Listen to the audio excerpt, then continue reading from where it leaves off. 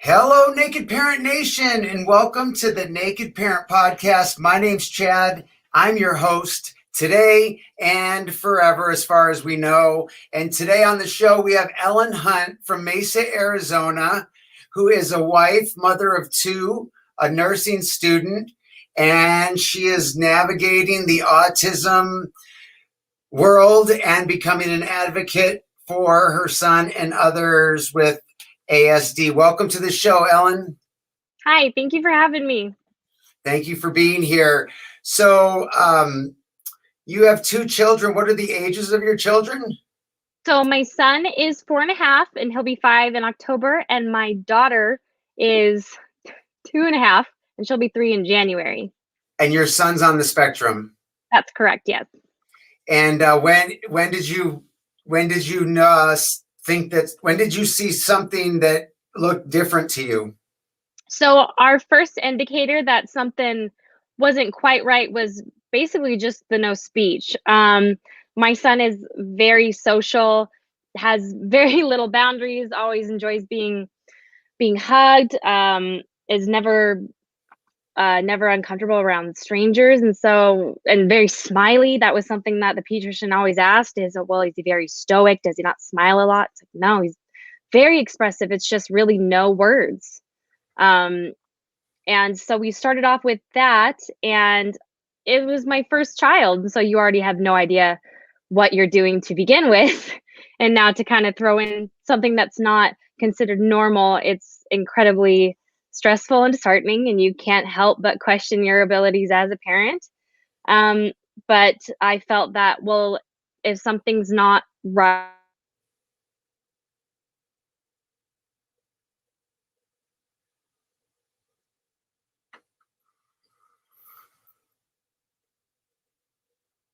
You froze for a second. If you can hear me.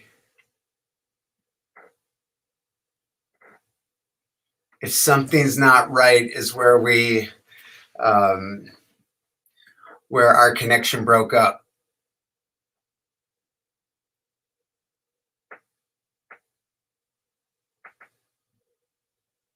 Maybe try refreshing the screen.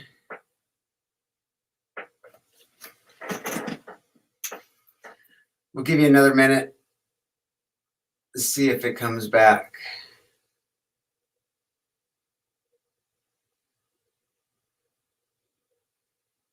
Maybe she'll log back on. That's my guess.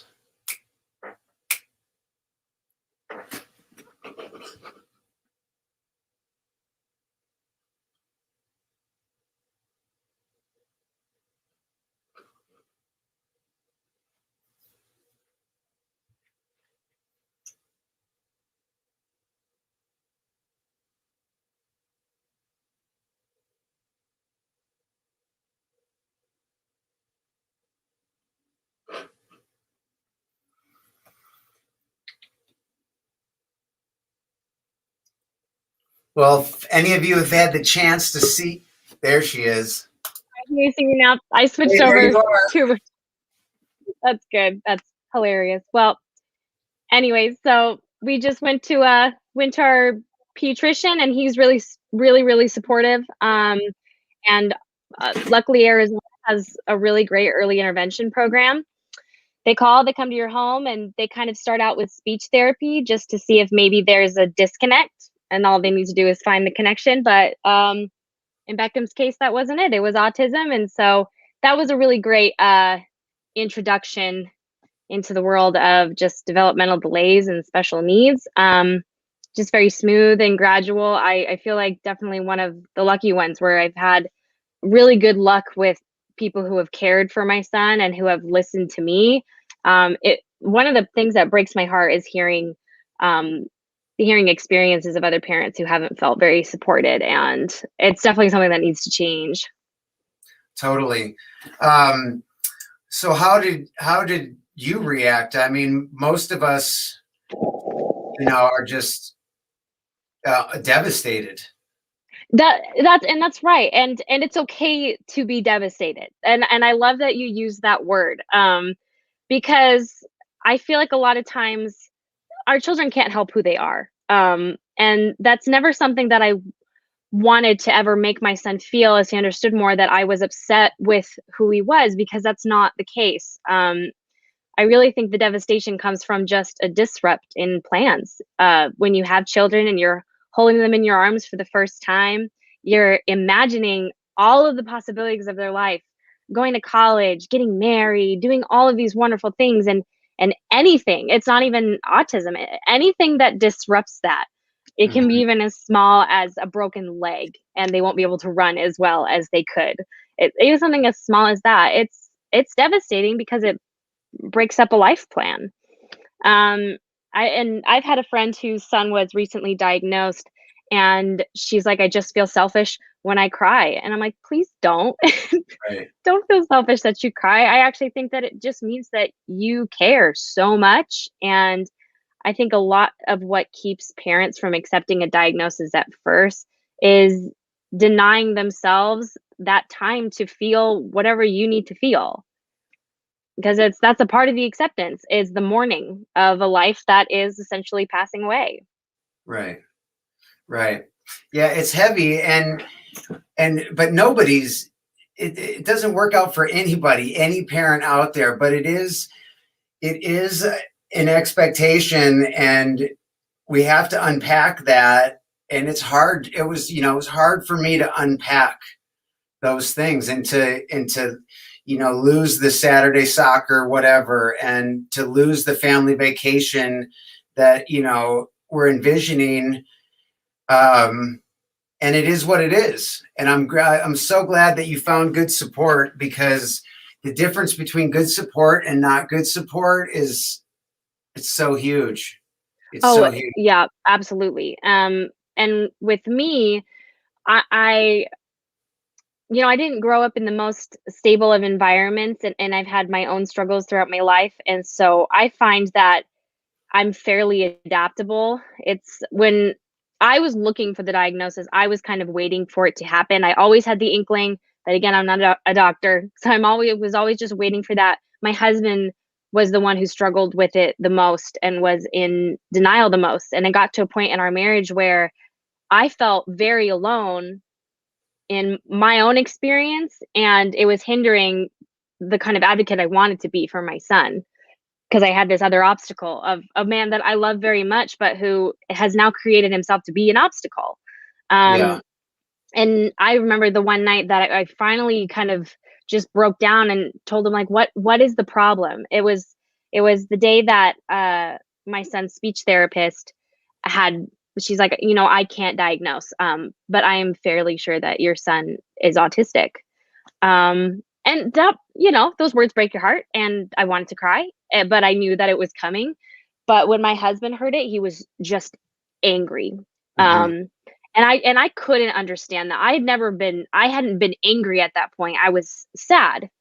But I'd never been angry. And so I just didn't understand that. And he finally kind of broke down and just said, "I don't want anyone to think that he's stupid." And that sentence still really gets me, because yeah, like that, yes, that might happen. Yeah. We can't say that that might not happen. Our son might encounter somebody just really ignorant, and they might say that. It's like, but autistic does not mean stupid. It doesn't. And that's something within him that he needed to heal. And because that's ignorance. And ignorance isn't always hateful. Sometimes it's just you're just ignorant, you just don't know. And so it's your job to know. And we know our son isn't stupid, and the people who love him know that he's not stupid, and he knows he's not stupid. This isn't what it is. It's like when a professional says, "We believe your child is autistic," they're not at all speaking about his intelligence. They're just talking about how his brain is wired differently. And so once my husband kind of got over that, he became a really great advocate. And we've only had a couple times with, and it's funny, it's really just, you see older generation people who deal with kids with autism. They're very uncomfortable, Yeah. and it's okay to be uncomfortable. I'm not hurt when someone is uncomfortable, because I can remember the times when I was in high school and you would see people in Arizona. They have a best buddies program.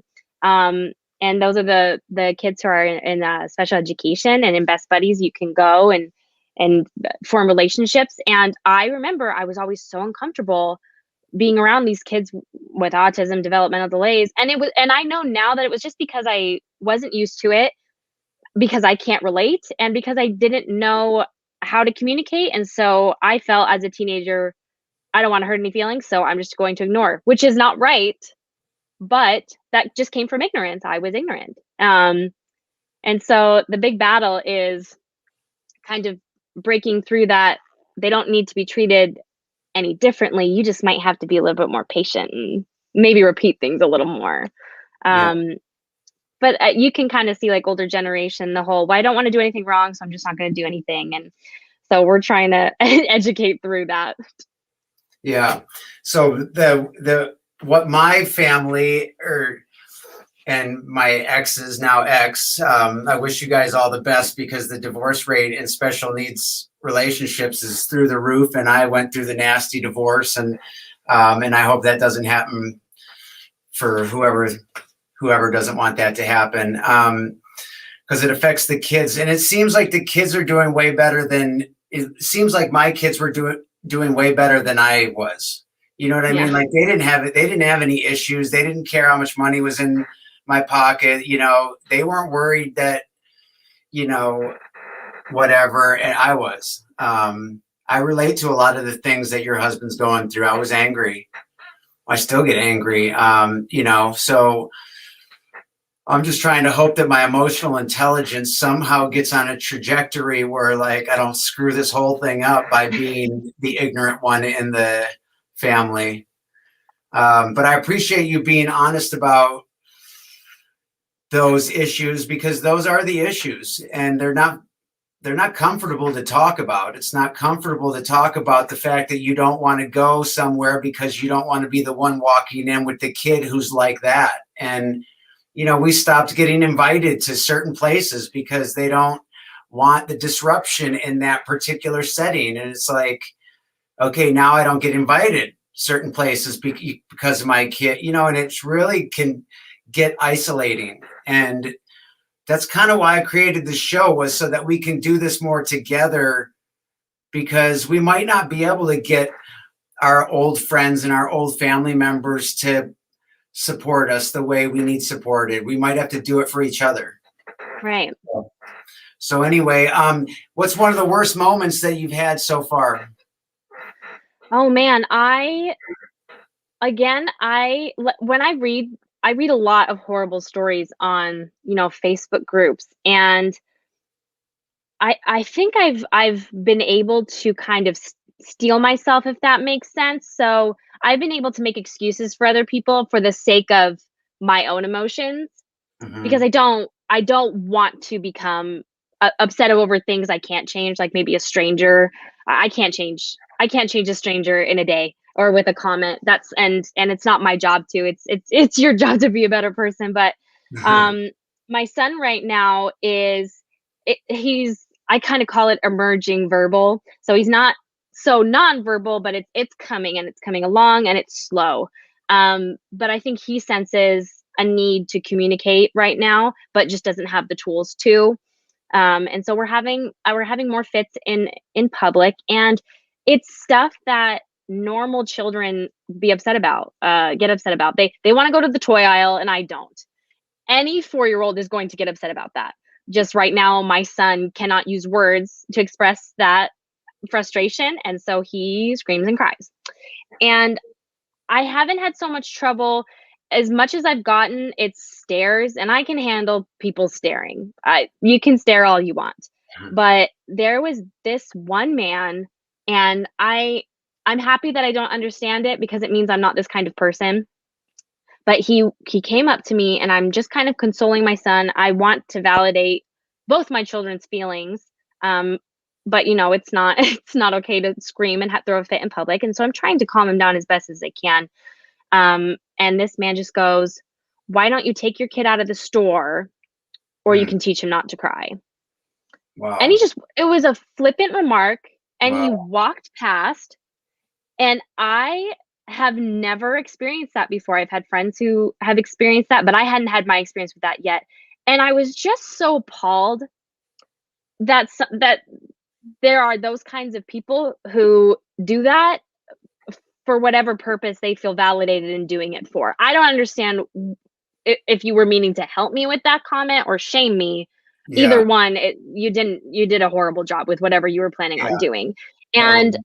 I just looked at him and I was like, uh, the best that I could come up with at that moment was, "I'm sorry, sir. My son is autistic, and right now we're learning how to communicate our feelings. But you're right. I'm so sorry to have disturbed you today." Wow. And he kind of looked at me and he walked away, and I just kind of sat there. And for 2 seconds, I wanted to cry, but then I got kind of mad. And Yeah. then I was determined. I was like, you know what? This guy isn't expecting it, but I'm going to find him in this store and I'm going to give him a talking to. Yeah. And I didn't end up finding him, but I stayed there for an hour and I looked around that store because I wasn't going to let somebody get away with that. And I I even said it. I had expressed it on my Instagram to some of my close friends. I was like, I remember what he looks like, and this is my neighborhood store. So if I run into him, I'm gonna give him a talking to, because just because you're 50 plus years old and I'm a young mom does not mean you know better than me. And even if you do, it does not mean that you can talk to me that way. What is the point of shaming parents in public? What is the point? Totally. And I'm just like, I'm glad. I don't understand why you would do that, because it means I'm not your kind of person and I don't want to be anything like you.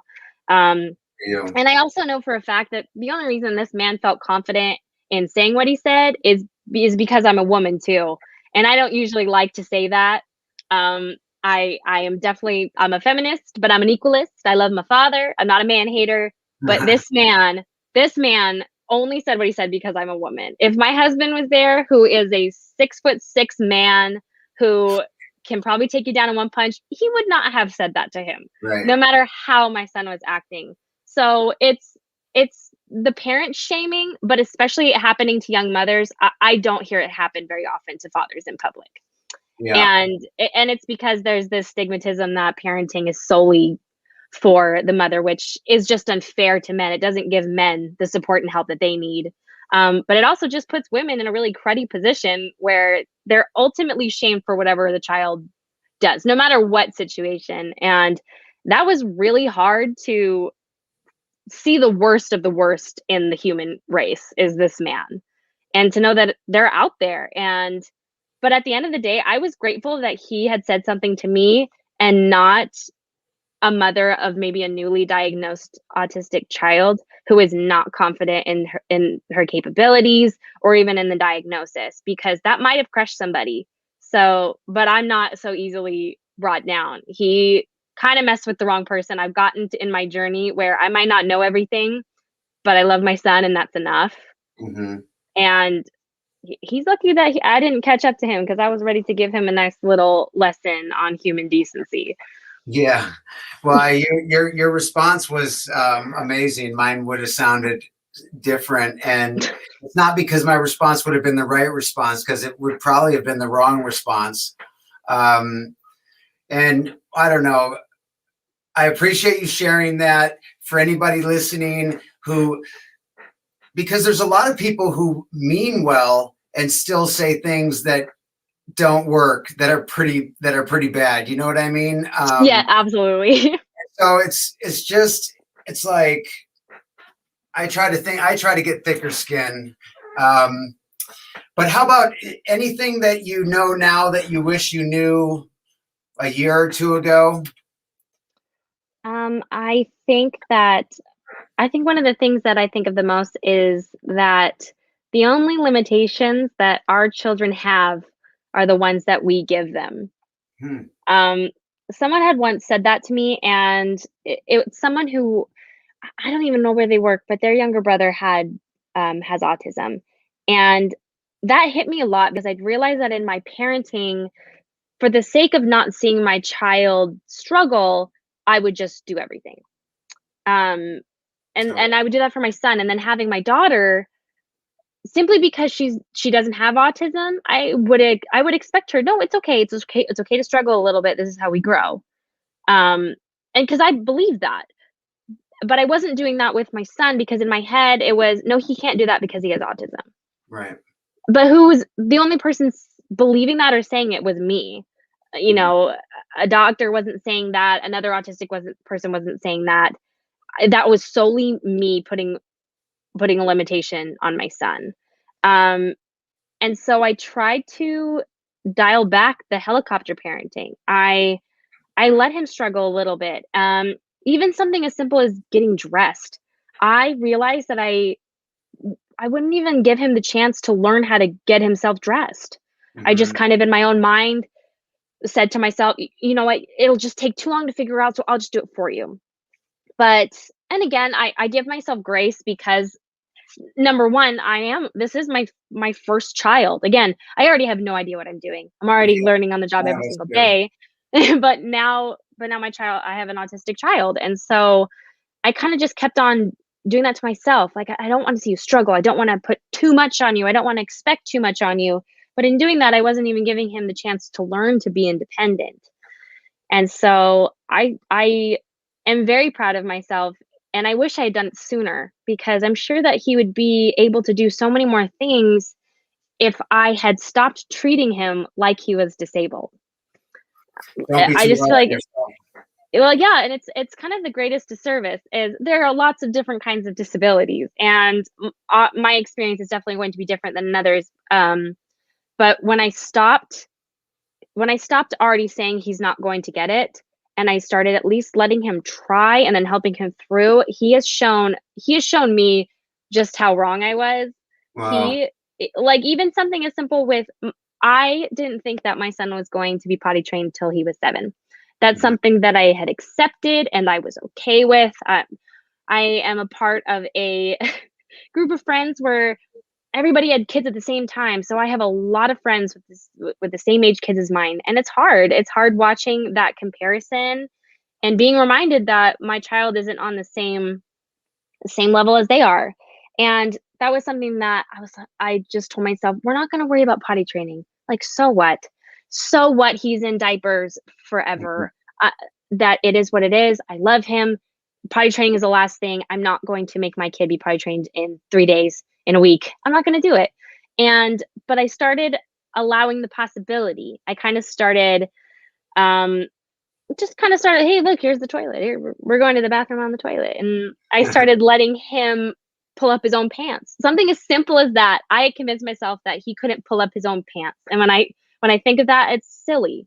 But if but again, I give myself grace for it, but it's he is fully capable, and with his own understanding of what was going on, we were able to get him to be potty trained. He's 99% potty trained. We have an accident here or there, but he will go Awesome. to the toilet, pull down his own pants, go to the bathroom, and pull them up. Good And on him.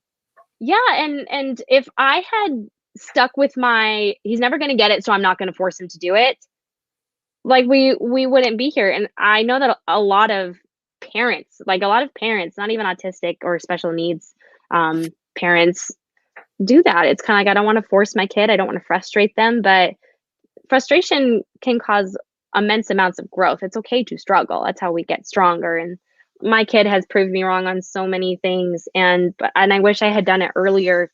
But if you think too much about how you could have done something different, it'll kill you. Yeah, totally. So how about you? How do you take care of yourself? Or do I you? Is self-care on your radar? Yeah, no, I try. I'm definitely the kind of personality where if I don't take time to be by myself, I can kind of start to feel like I'm drowning. And I grew up with 6 siblings, so I was never alone growing up. Um and so I really value my alone time now. And as a parent, it's hard to get it's becoming different, but it's hard to get support in wanting to be by yourself. Yeah. It's kinda like, well, you get again, ignorance. You get people are like, "Well, then why did you choose to have children then? Like, you should have known you would never get to be by yourself." And it's like, "That's so not fair." Like, I love my kids just because I wanna be alone and not be around my kids for 5 minutes does not mean I don't love my kids. Um, my husband is very supportive. He has grown so much, um, over the years in trying to understand the kind of person that I am and what I need, and vice versa about learning what he needs, instead of just being like, well, I do it this way, so you should just do it this way because I think it's right. It's we really worked hard on understanding that we need different things to feel like an individual. I think self-care with parents who have kids with special needs is really hard to get because, like you said, people sometimes stop wanting to be around your children, and because they just don't get it, and so it's hard to find childcare even for an hour because people feel overwhelmed at the idea of being with someone that they can't understand. And I think I do see that the divorce rate with special needs families is so it's so incredibly high, and it's because it's a high stressful situation.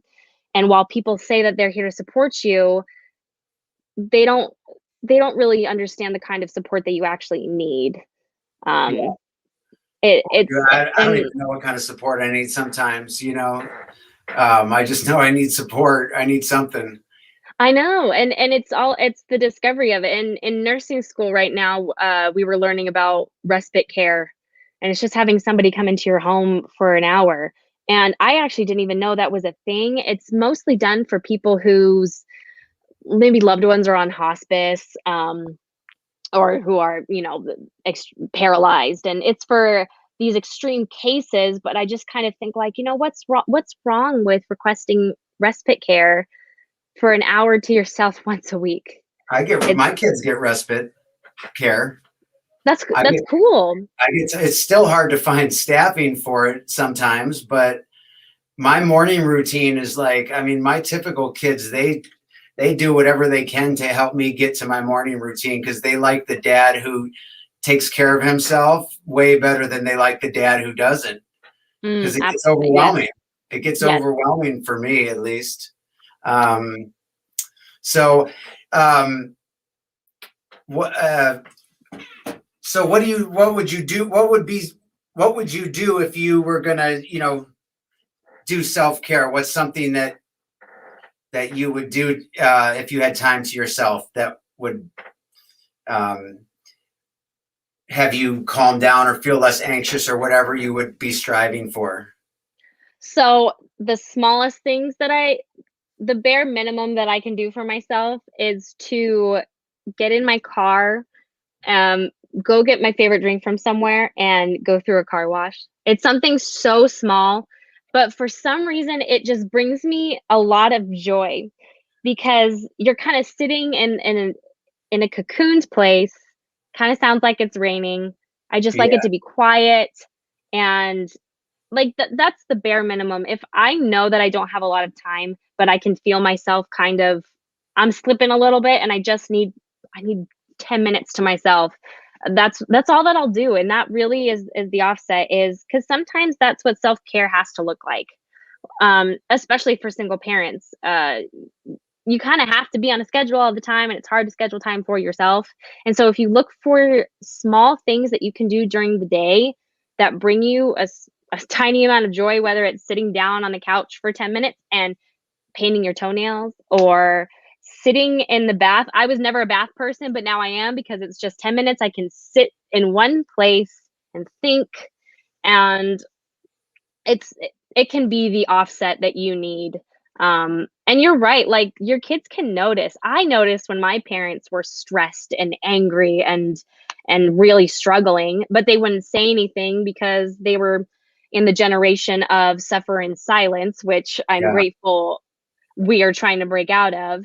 yeah. Um, and I feel for them. Like, as a teenager, it'd make me really angry, but as an adult, I really feel for my parents being raised in that kind of situation where it's like you just need to buck up. It's not about you; it's about everybody else. Yeah, And it's like, while the idea, okay, has some merits, that's just not. It's not right for a person to have to feel like they have to live up to that. And right. so that's like the bare minimum. Look for something, even if it takes 10 minutes of time, even if it's sitting outside in the morning, before all the kids wake up, and just sitting in the silence. Like, the world is so loud. Yeah, And I mean, my son knows that better than anybody else. Like everything is just too loud. My son is so good at separating himself when he realizes things are getting overwhelmed. Even at 4.5, not being able to talk very well, I can see the flip in his head where he just thinks it's time to take a break, and he'll just go up in his room and he'll close the door, and he just wants to be by himself, and that's it. And so I try to take a lesson from his book. That's awesome. So car washes and baths. That's awesome. Those are both. Do you have a top resource or recommendation that has benefited you that you would share with other parents? So I love following autistic adults on Instagram. There's this guy, I think his name is Autistic Bart, but he's on, and I love reading his stuff. He is very open about the things that he struggles with mentally. He'll tell his followers like, "Hi, I'm having a difficult time. Like I'm very sensory overloaded right now, and I just need to take a break." And I talk about him all the time, and he probably doesn't even know I talk about him all the time. But I just love seeing him be able to articulate what my son may be thinking, and it helps me understand my son more. I hope that there will be a day where I'll get to hear my son's inner thoughts about what he truly thinks and feels. And people like this are the closest I'm going to get. And it helps me when choosing care for my son, um, because I want him to feel a big part of it, even though he's 4.5 and he might not really understand what's going on. I don't know. I guess it's something to keep me in check, to make sure I'm not making a decision that may be selfish on my part because it might be easier. I'd rather pick the harder path if I feel like it's something that he would want and would find most help in. So I would really recommend like autistic adults on Instagram. I love we're really grateful to live in, social media can be terrible, but it can be wonderful too. Where on TikTok, it's really cool seeing these autistic adults talking about their everyday experiences. And it didn't used to be like that. I feel like autistic people were kind of just pushed into the corners and on the sides, and they weren't a big part of the narrative. And that's changing. And I'm so grateful for it, because you have to imagine how difficult it is for these people to outwardly speak when they are what is it called? You're not an extrovert when they're introverts. It's Yeah. difficult for them. Every time they make a post, it is difficult to break out of it. But I get the feeling that they understand that by making themselves a little bit uncomfortable, they're helping parents like me have a greater understanding about what my son might be thinking. And I think they're helping other autistic kids, teenagers, adults feel a little bit more confident in who they are. I like that. Do you what's next on your list for your own personal well-being that you'd like to add to your life? Well, one thing that I tell people is, don't try to plan your life around autism, because it doesn't have to be like that. I feel like a lot of people, when they get that diagnosis, they do despair that things lost. And like what you said earlier, they miss out on the soccer games on Saturday. Well, who's to know if their kid will never play soccer? It might not Yeah, look like how normal soccer is going to look like. But it again, wouldn't. that's like our own limitation though. I made a goal for myself that I was going to be a little bit more confident in outside programs, because I want my son to at least be active in sports, whatever that might look like. And it might not look like Saturday soccer games every single time, but I want to do that and make myself a little bit uncomfortable by going and seeking for it. It's so my next life step is graduating nursing school. And then I want to get my master's degree, and I'd like to become a certified nurse midwife. Um, Midwifery is becoming really big in the United States, which I'm really happy for. No knocking against OBs, they're great. But I'm a huge advocate for women and for fathers in the birthing room. I feel like We have succeeded as as a society and in medical advancement that birth can be a beautiful experience. And I feel like a lot of traditional medicines don't allow that. And that's why more women are giving birth at home. And giving birth at home is great. Scares me a little bit because I'm a big like what if person. But Uh, the reason why they're doing that is because they don't feel heard or validated. And so I would really like to be a part of making a hospital experience something that more women want. And when we got the diagnosis, I was kind of fearful that I wouldn't be able to do it all. Um, and you struggle a lot in wanting your own things when you have a kid with special needs because sometimes you can feel like you're being selfish, which isn't true. But in the deepest recesses of your mind, you think, you know, right now it's about my son, it's no longer about me. And I think that's what happens to a lot of people is they get the diagnosis and that becomes their entire life to the point that it's all consuming. mhm. And that's when it starts to become negative. And so my biggest thing is stop, I stopped letting autism be the defining factor. I let it be a part of our lives, um, but not our lives. And I want that for my son too.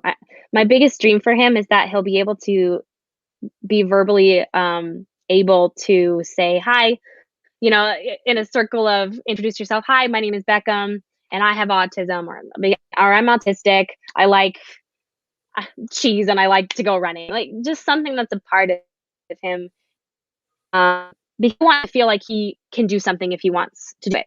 And period. It's hard. I will. I'm going to encourage my children to get their education done before they have their own kids because it's hard. It's so hard. But as my mother-in-law always says, we can do hard things. Um, and so I'm going to school. I'm exhausted all the time, but I'm very much pleased with how things are going. My son is going to preschool and does his ABA therapy, and I'm going to school. And then I have my daughter who is crazy and is the biggest personality you've ever asked for. But I feel like when you stop letting autism consume you, but let it be a companion in your life, uh, there's no limits. You can do it. Things are going to be a little more complicated, but I feel like you can do a lot of things. Well, it sounds like you are doing a lot of things, and I feel like you are doing it in a positive way. I feel like your positivity and your acceptance of life and what is, and I appreciate that. It's inspiring for me, and it's inspiring for our listeners as well. And yeah, I also appreciate you sharing your journey with us because I identify with a lot of parts of it, and I am glad that we're connected. I feel like we're on this journey together, and it's easier together than it is alone. And so I want to mm, thank you for taking the time out, and maybe we can catch up down the road and reconnect and see what the next phase is for your kids and your life. And I wish you all the best with your schooling, and thanks for taking the time to be with us today. no, thank you so much. I love that this is becoming more of a thing. It can be very lonely, and we need support when we need to support. Yeah, so thank you for supporting me today and those listening, and all the best to you. All right, thank you so much. Bye.